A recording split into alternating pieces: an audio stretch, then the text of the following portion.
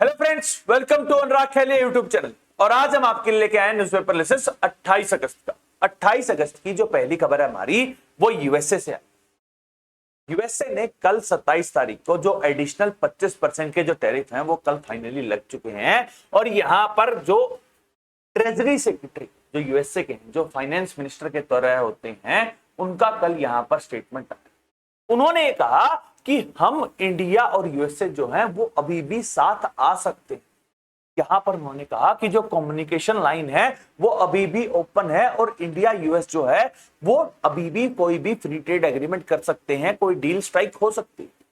यहां पर उन्होंने कहा कि इंडिया यूएस का जो रिलेशनशिप है वो बहुत बड़ा एक कॉम्प्लेक्स रिलेशनशिप। इंडिया उन कुछ चुनिंदा कंट्रीज में से था जो यूएसए के साथ जो फ्री ट्रेड एग्रीमेंट है वो करना चाहता था। और जिस तरह से फरवरी के अंदर में प्राइम मिनिस्टर मोदी और डोनाल्ड ट्रंप की बातचीत शुरू हुई थी, जहां पर यह कहा गया था कि अब आगे आने वाले महीनों के अंदर में एक फ्री ट्रेड एग्रीमेंट किया जाएगा, जहां पर यह भी रूपरेखा डिसाइड की गई थी कि अगले 5 साल के अंदर में इंडिया यूएस का जो ट्रेड उसको बढ़ाकर $500 बिलियन करने की बात। यहां पर उन्होंने कहा कि जब फरवरी में बातचीत हुई थी तो उन्हें लगा था कि मई जून तक कोई ना कोई डील जो है वो स्ट्राइक कर जाएगी, लेकिन ये नहीं हुआ। और इसीलिए यहां पर जो टैरिफ है वो यूएसए ने इंडिया के ऊपर लगाए 1 तारीख को 25%। जब उनसे ये पूछा गया कि एडिशनल 25% जो टैरिफ है वो क्यों लगाए हैं, तो उन्होंने कहा कि जिस तरह से जो इंडिया है वो रशियन ऑयल को परचेज कर रहा है यहां पर, इसीलिए उनके ऊपर ये टैरिफ लगाए। यहां पर एक सवाल आता है कि रशियन ऑयल के सबसे ज्यादा बड़ा जो बायर है वो चाइना है। चाइना के ऊपर आपने सेकेंडरी टैरिफ तो नहीं लगाया। यूरोपियन यूनियन जो है वो सबसे ज्यादा एलएनजी वहां से लेती है, उसके ऊपर भी कोई टैरिफ नहीं लगाया है। तो इंडिया के ऊपर यहां पर टैरिफ क्यों लगाया है? ये तर्क उन्होंने दिया है कि इंडिया जो है वो रशियन ऑयल को सस्ता परचेज करता है और उसके बाद जो इंडियन रिफाइनरीज वो उसको बनाती हैं और उसके बाद दोबारा बेच देती हैं, इसीलिए यहां पर टैरिफ लग रहा है। इंडिया जो है वो कई बार ये कह चुका है कि जब कोई हम चीज परचेज कर लेते हैं उसके बाद वो रशियन ऑयल नहीं है, वो इंडियन ऑयल है। और अगर हम इंडियन ऑयल के ऊपर में कोई भी रिफाइन करके कोई भी नया प्रोडक्ट बनाते हैं तो ये डब्ल्यूटीओ के अंतर्गत आता है और इसके ऊपर कोई भी टैरिफ नहीं लगाया जा सकता। बट यूएसए का दोगलापन है, आता है।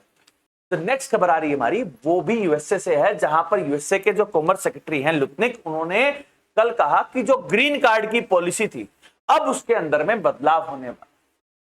इसी बीच में जो फ्लोरिडा के गवर्नर हैं उन्होंने कहा कि जो H1 वीजा जो है वो एक स्कैम की तरह है। H1B वीजा जो है वो मेनली टेक्निकल फील्ड के अंदर में जो भी जाता है और लीगली जो जाता है उसको H1B वीजा दिया जाता है। और यहां पर जो डोनाल्ड ट्रंप है वो कई बार ये कह चुके हैं कि H1B वीजा की जो पॉलिसी है उसके अंदर में बदलाव होना चाहिए।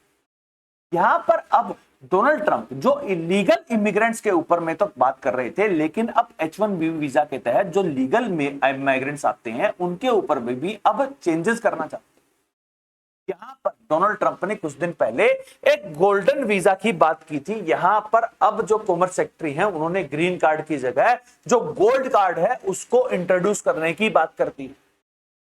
यूएसए अपनी पॉलिसी को पूरी तरह से बदल रहा है, जहां पर डोनाल्ड ट्रंप ने कहा था कि अगर कोई भी इंसान $5 मिलियन जो है वो इन्वेस्ट करता है यूएसए के अंदर में तो वो सिटीजन हो जाएगा, उसको गोल्ड कार्ड दे दिया जाएगा। अब यहां पर जो यूएसए है वो इस पॉलिसी को भी बदल रहा है। यहां पर इंडिया के ऊपर क्या इंपैक्ट पड़ता है? जो H1B वीजा है उसका 75% जो वीजा मिलने वाले जो लोग हैं वो इंडियंस होते हैं। हमारे बहुत सारे आईटी प्रोफेशनल्स हैं जो H1B वीजा के तहत जो यूएसए जाते हैं और यहां पर बहुत सारे जो रिपब्लिकन्स हैं वो ये कहते हैं कि जो H1B वीजा के तहत यूएसए के अंदर में आते हैं वो अर्न करते हैं यूएसए के अंदर में, लेकिन वो पैसे वापस अपने देश के अंदर में भेज देते हैं और ये एक तरह का स्कैम है। अब हम चलते हैं नेक्स्ट न्यूज की तरफ। जो नेक्स्ट न्यूज है वो इंडिया के समर्थन में आई। क्वाड जो एक 4 नेशन का ग्रुप है जिसके अंदर में इंडिया, ऑस्ट्रेलिया, यूएसए और जापान। कल ऑस्ट्रेलिया की जो विदेश मंत्री हैं पैंग-योंग, उन्होंने कहा कि जिस तरह से यूनिलैटरली जो डोनाल्ड ट्रंप सरकार ने जिस तरह से इंडिया के ऊपर ये टैरिफ लगाए हैं टोटली गलत है। उन्होंने कहा इंडिया जो है वो क्वाड का मेंबर है और जब क्वाड बना था तो क्वाड का जो मेन मोटिव ये था कि इकोनॉमिक पार्टनरशिप रहनी चाहिए और पीस बननी चाहिए। यहां पर जिस तरह से यूएसए ने इंडिया के ऊपर जो टैरिफ लगाए हैं 50%, ये टोटली गलत है। ऑस्ट्रेलिया जो है वो दूसरा ऐसा वेस्टर्न कंट्री है जो इंडिया के समर्थन में आया। रशिया तो ऑलरेडी समर्थन में आया था, रशिया ने इस बात को कंडेम भी किया था। और इससे पहले जो जर्मनी के जो चांसलर हैं उन्होंने कहा था कि इंडिया के ऊपर जो आप टैरिफ लगा रहे हैं वो टोटली गलत। कई सारे रिपब्लिकन भी ये बात कह चुके हैं कि इंडिया के ऊपर जो टैरिफ लग रहे हैं वो टोटली गलत है और इंडिया यूएस के जो रिलेशनशिप है वो बहुत ज्यादा खराब हो सकते हैं। और अब ऑस्ट्रेलिया जो है वो भी इस बात को कह रहा है। अब सबसे जरूरी बात यह आती है कि जो क्वाड है क्या वो अब एग्जिस्टेंस में रहेगा। इस बार की जो क्वाड समिट है वो इंडिया के अंदर में होने वाली है। हमारे प्राइम मिनिस्टर मोदी ने डोनाल्ड ट्रंप को यहां पर इन्विटेशन दे रखा है। हमारे प्राइम मिनिस्टर मोदी जो है वो 29 और 30 तारीख को यानी कि कल जो है वो जापान जाने वाले हैं। अब देखना यह है कि क्या जापान के प्राइम मिनिस्टर किशिदा जो हैं वो भी यूएसए को इस बात के ऊपर कंडेम करेंगे या नहीं करेंगे, और जो क्वाड का जो फ्यूचर है वो क्या रहने वाला है। जो भी अपडेट इससे रिलेटेड होगी वो मैं आपके लिए आऊंगा। अब चलते हैं लास्ट न्यूज की तरफ। जो लास्ट न्यूज है वो डोनाल्ड ट्रंप से रिलेटेड है और यहां पर कल डोनाल्ड ट्रंप ने दोबारा से एक बात कही और जो नोबेल प्राइज पाने की जो उनकी लालसा है वो आगे बढ़ती जा रही। लेकिन इस बार उन्होंने डायरेक्ट अटैक किया, जहां पर उन्होंने कहा कि मैंने मोदी को कॉल किया और पाकिस्तान को कॉल किया और उसके बाद ही जो इंडिया पाकिस्तान का जो वॉर था वो फाइनली रिजॉल्व हुआ। डोनाल्ड ट्रंप कई बार ये कह चुके हैं कि कम से कम 7 से 8 सीज फायर जो है वो करवा चुके हैं, जहां पर इंडिया पाकिस्तान का सीज फायर जो है वो करवाने के जो दम है वो कई बार बढ़ चुके हैं। जहां पर हमारा विदेश मंत्रालय ये बात बिल्कुल कह चुका है कि इंडिया पाकिस्तान के बीच में जो सीज फायर था वो पाकिस्तान के डीजीएमओ ने जब फोन किया था उसके बाद हुआ था। यहां पर यूएसए की कोई भी इन्वॉल्वमेंट नहीं है। लेकिन डोनाल्ड ट्रंप अभी भी इस बात को गा रहे हैं और ये कह रहे हैं कि मैंने ही करवाया है। इसी बीच में जो व्हाइट हाउस की प्रवक्ता हैं उन्होंने एक बात कही थी कि कम से कम जो डोनाल्ड ट्रंप हैं वो 7 महीने से राष्ट्रपति बने हैं और 6 से ज्यादा उन्होंने सीजफायर करवा दिए। कोई डोनाल्ड ट्रंप से पूछे क्या उन्होंने रशिया यूक्रेन का युद्ध खत्म करवा दिया, इजराइल और हमास की जो जंग चल रही है उसको रिजॉल्व करवा दिया। आप ये कह रहे हैं कि आपने इजराइल और ईरान की जो जंग है उसको रोक दिया। यहां पर तो आप एक पार्टी थे, आपने ही बॉम्बिंग की थी इजराइल के ईरान के ऊपर में, तो आप ये कैसे कह सकते हैं कि आपने यहां पर शांति बनाई। आपने सिर्फ अर्मेनिया और अजरबैजान के बीच में एक पीस डील करवाई, अब तक वो इंप्लीमेंटेशन में आई भी नहीं है और अभी भी बहुत बड़ा उसके अंदर में फ्लोज है, जहां पर कभी भी अर्मेनिया और अजरबैजान जो है वो एक दूसरे के आमने सामने आ सकते हैं।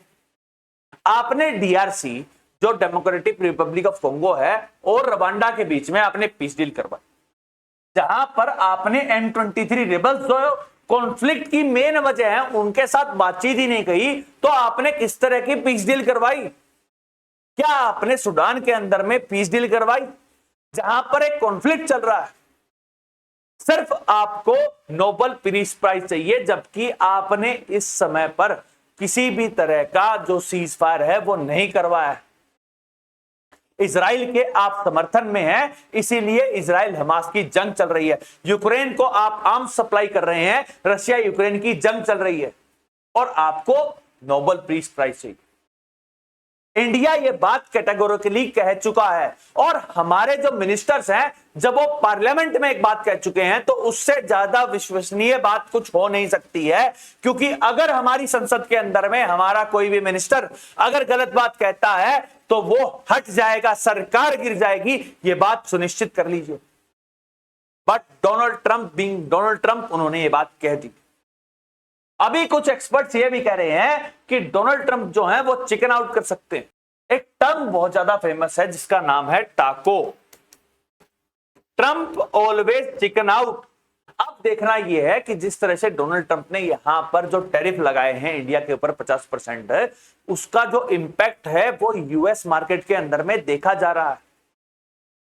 1921 के बाद सबसे ज्यादा जो इन्फ्लेशन है वो यूएसए के अंदर में हो रखी है। 1921 के अंदर में 9 से 10% थी, अब 8% तक पहुंच चुकी है और इसका इंपैक्ट जो है वो दिखाई देगा।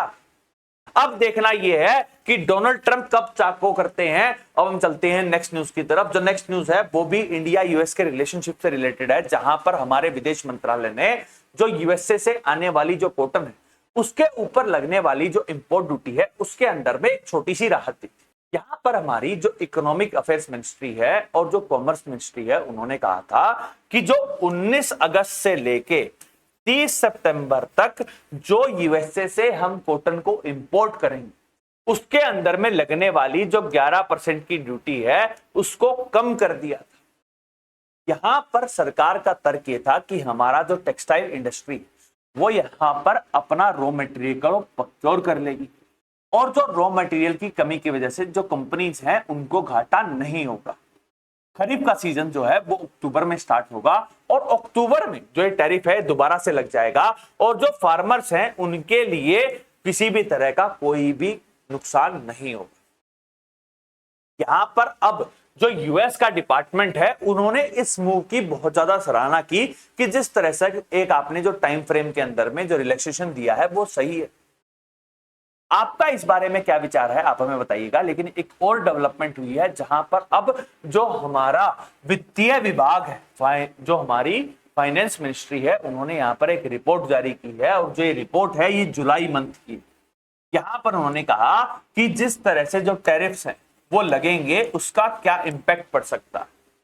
यहां पर हमारी जो वित्त विभाग है, जो फाइनेंस मिनिस्ट्री है, उन्होंने कहा कि यहां पर सरकार प्राइवेट सेक्टर सबको मिलकर काम करना पड़ेगा और उसके साथ साथ अगर हम हमारे मेक इन इंडिया गुड्स की तरफ अगर इंक्लाइन होते हैं उससे जो हम इस इंपैक्ट को पूरी तरह से सहन कर सकते हैं और आगे आने वाले टाइम में जो इंडियन मार्केट है उसका एक्सेस पाने के लिए जो यूएसए है यहां पर चिकन आउट कर सकता है। जो नेक्स्ट खबर आ रही है हमारी वो कैबिनेट की मीटिंग से रिलेटेड। हमारे देश के अंदर में सबसे बड़ी जो डिसाइडिंग फैक्टर होती है उसे बोला जाता है कैबिनेट और उसकी अध्यक्षता करते हैं हमारे प्राइम मिनिस्टर मोदी।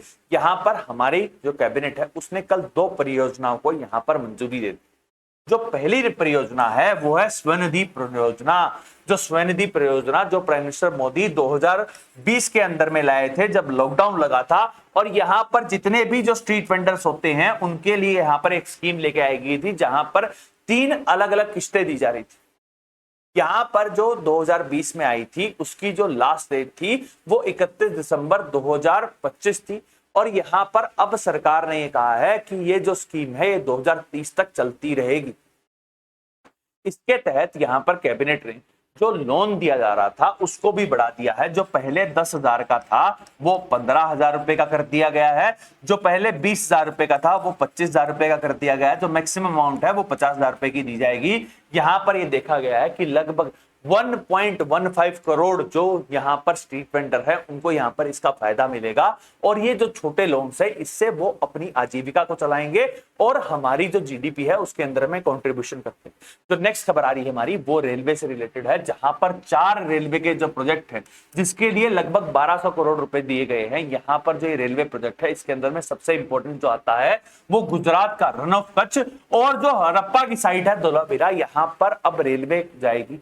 इसके साथ साथ अलग अलग जो स्टेट्स हैं जिसके अंदर में कर्नाटका, तेलंगाना, बिहार, असम, यहां पर अलग अलग ट्रेन नेटवर्क बिठाया जाएगा और लगभग 563 किलोमीटर की जो नई रेल परियोजना है वो चलाई जाएगी जो अगले 5 साल के अंदर में आ जाएगी। और यहां पर एक बहुत बड़ा बेनिफिट होगा क्योंकि यहां पर आकलन किया जा रहा है कि लगभग 68 मिलियन टन यहां पर ऐसा जो गुड्स हैं वो यहां पर सर्विसेज के थ्रू दिए जाएंगे और इससे हमारे बिजनेस को भी काफी बेनिफिट होगा।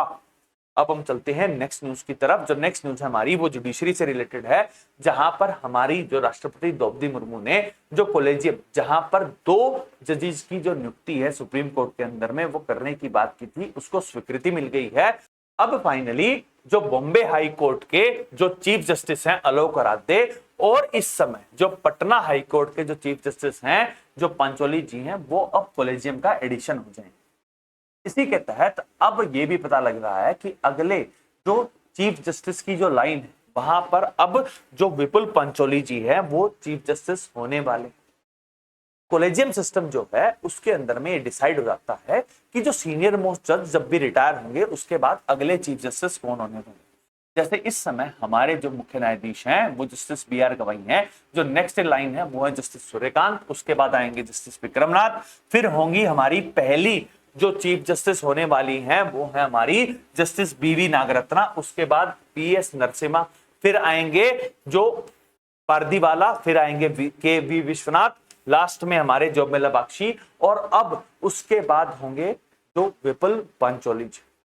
अब जो ये लिस्ट है ये पूरी तरह से जारी की गई है और यहाँ पर जो जस्टिस है, पूर्व जस्टिस हैं ए.एस. ओका, उन्होंने कहा कि जिस तरह से जो जस्टिस पंचोली का जो रिकमेंडेशन आया था, यहाँ पर जस्टिस पी.वी. नागरत्ना ने जो नेगेटिव रिमार्क दिया था, क्योंकि कॉलेजियम के अंदर में 5 जज होते हैं, यहाँ पर 4 सपोर्ट में थे, 1 नेगेटिव था, तो यहाँ पर जिस तरह से ए.एस. ओका ने कहा कि जो नेगेटिव रिमार्क है वो भी पब्लिश किया जा रहा है, तो यहाँ पर अब जो इस तरह के रिमार्क जो देना है वो बहुत इंपॉर्टेंट है और ये दिखाता है कि हमारी जुडिशरी के अंदर में जो कॉलेजियम सिस्टम है वो अच्छे से काम कर रहा है।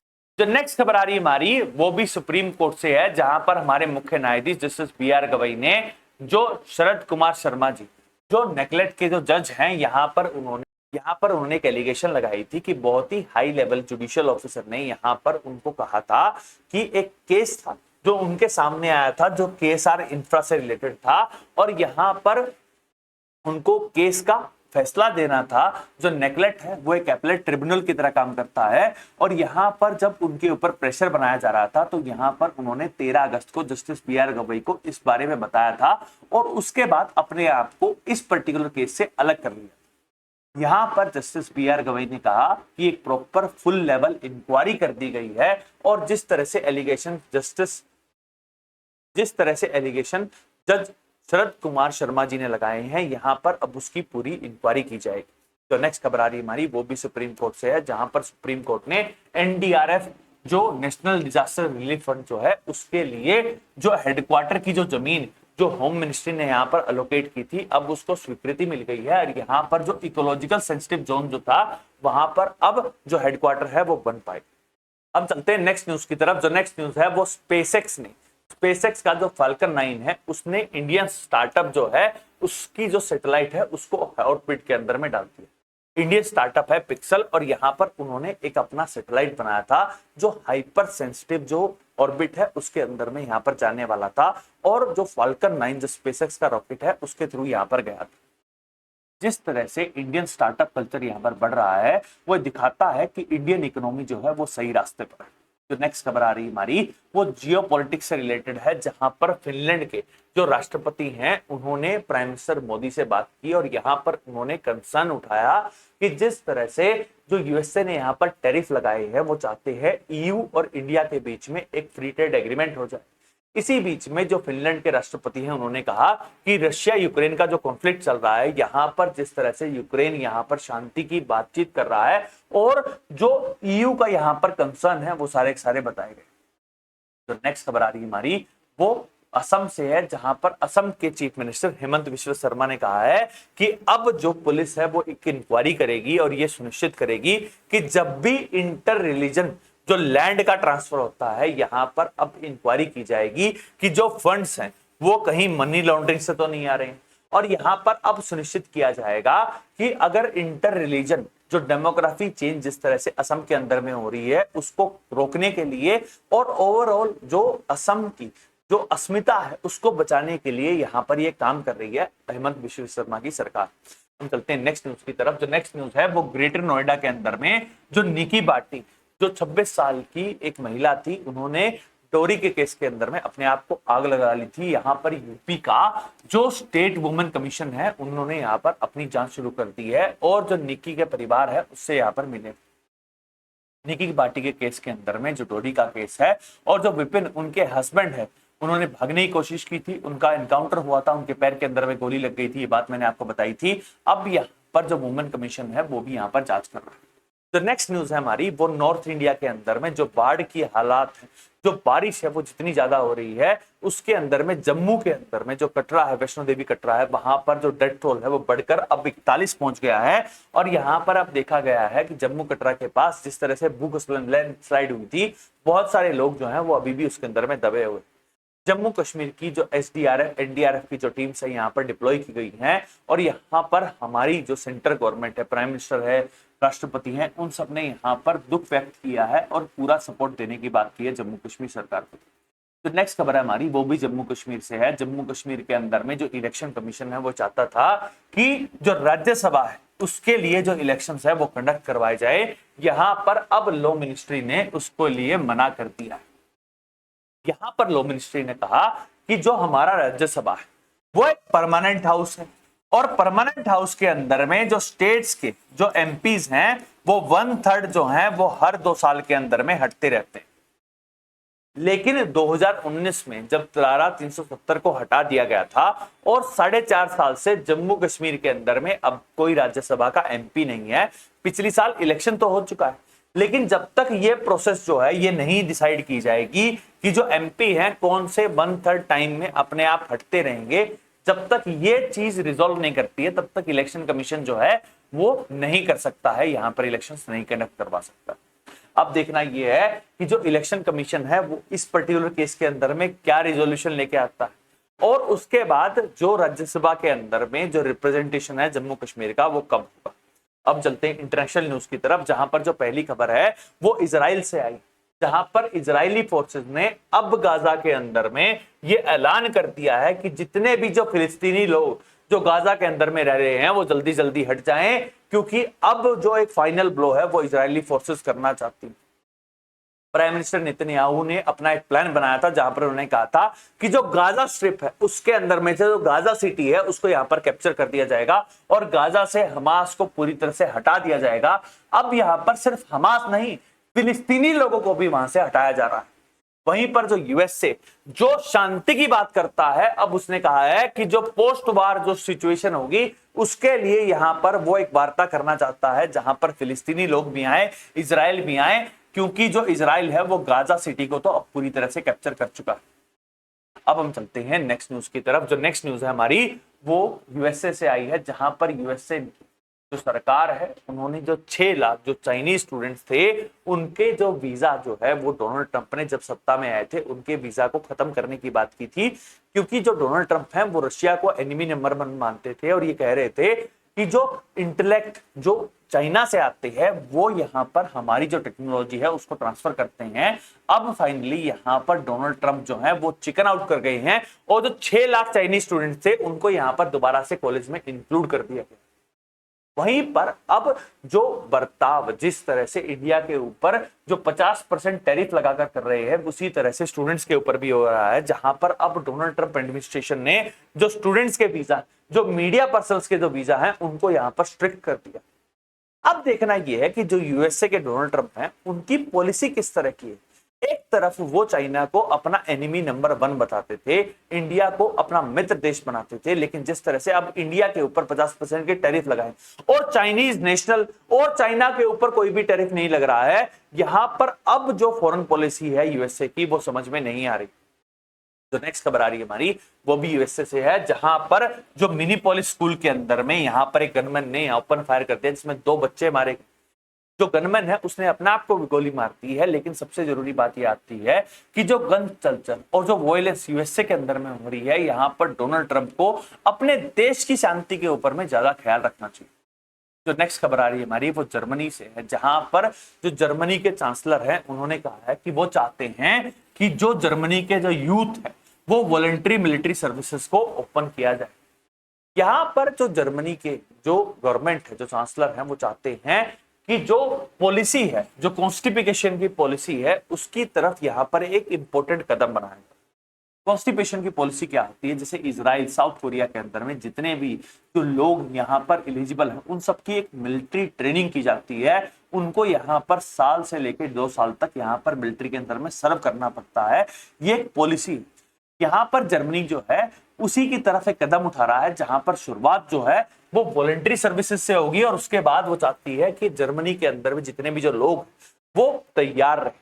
यहाँ पर ये सिचुएशन यहाँ पर जर्मनी के चांसलर ने इसलिए कहा कि जिस तरह से जो रशिया यूक्रेन का कॉन्फ्लिक्ट हुआ है उसके बाद यहाँ पर प्रिपेयर्डनेस होनी चाहिए और इसीलिए उन अपने देश के नागरिकों को यहाँ पर वो तैयार करना चाहते हैं। जो लास्ट खबर आ रही है हमारी वो रशिया यूक्रेन कॉन्फ्लिक्ट से रिलेटेड है, जहां पर रशिया ने अपोज किया है यूरोप का प्लान, जहां पर उन्होंने कहा कि जो यूरोप का प्लान था, जहां पर वो यूक्रेन की सिक्योरिटी के लिए जो यूरोपियन ट्रूप्स हैं वो यहां पर यूक्रेन के अंदर में डिप्लॉय कर दी जा रही थी। यहां पर मॉस्को ने कहा कि नेटो की सदस्यता यूक्रेन को नहीं मिलनी चाहिए, और अगर यूरोपियन ट्रूप्स यूक्रेन के अंदर में आ रही है तो वो एक तरह का नेटो ही हो जाएगा, और यहां पर जो रशिया है उसको बिल्कुल भी नहीं मानेगा। फाइनली देखना ये होगा कि रशिया यूक्रेन कॉन्फ्लिक्ट जो है वो फाइनली रिजॉल्व होगा या नहीं होगा। That's all for today. Thank you very much, and please subscribe to Anurag Khele YouTube channel. Thank you.